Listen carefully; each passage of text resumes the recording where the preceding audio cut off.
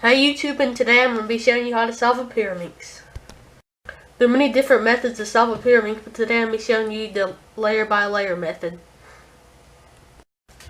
Before I show y'all anything, you'll need to go over some notation. So what that means is how you turn the cube. And you'll need to know this for like algorithms, and if you want to get fast you can use that for scrambles. So the U means to turn the top once, and the U prime means to turn it once counterclockwise, and same goes for L, which is the left side. L is clockwise and L prime is counterclockwise. Same for R, which is right. Turn it once clockwise if it's L, and counterclockwise for L prime. And same with the B, which means back. You just want to turn the back once if it's B, and counterclockwise if it's B prime. And for the tips, a lowercase letter means it pretty much means the same thing. So for U, lowercase U, just turn the tip once.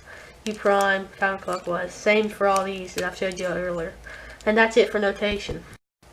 The first step you need to do is to solve the tips. For that, you just find a tip and then rotate it towards till the centers till it matches the centers. And you do that for all the tips. And there we have it. The next step you need to do is move the centers into their corresponding location.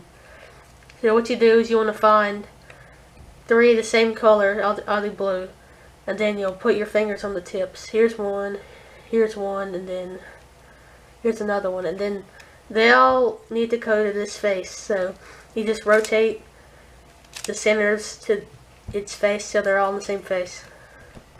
The next step we need to do is to solve the edges. So what you want to do is you want to look for the edges the place that the edge needs to go. For some people, they put the edge in the wrong place, like this. Well, while it may match the blue side, it may not match this side. So we want to avoid that. So what we want to do is move the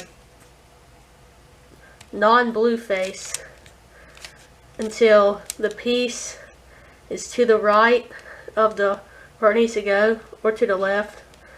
And then we need to, and this needs to match. Then we put the piece in place, and then so that it'll solve an edge. And then we want to do that for all the edges. So you see this one is to the right, and it's the same color as this, so just put it in. Oh, now I have 2 edges solved, so now I need to do the last edge.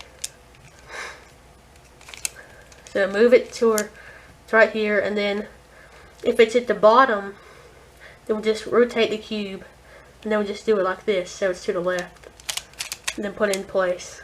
And there we have all the edges solved. But you may get where one is in backwards like this.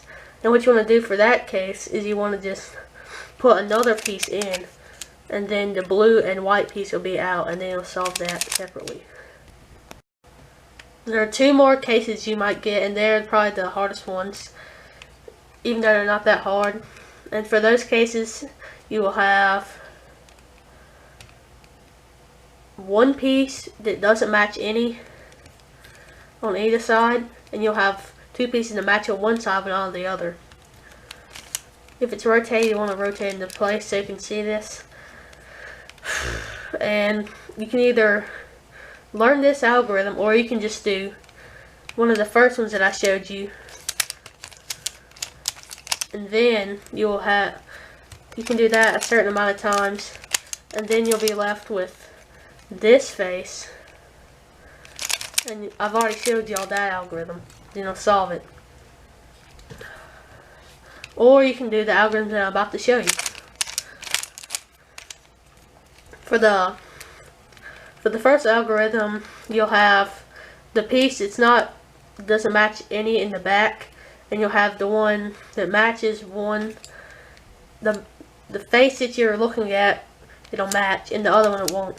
So like this. And then we'll do this algorithm. it'll solve it. And then for the other case, you'll just have the unsolved one at the back, and then the color that matches the face on the right, and then you want to do this algorithm. There you have it. It's solved.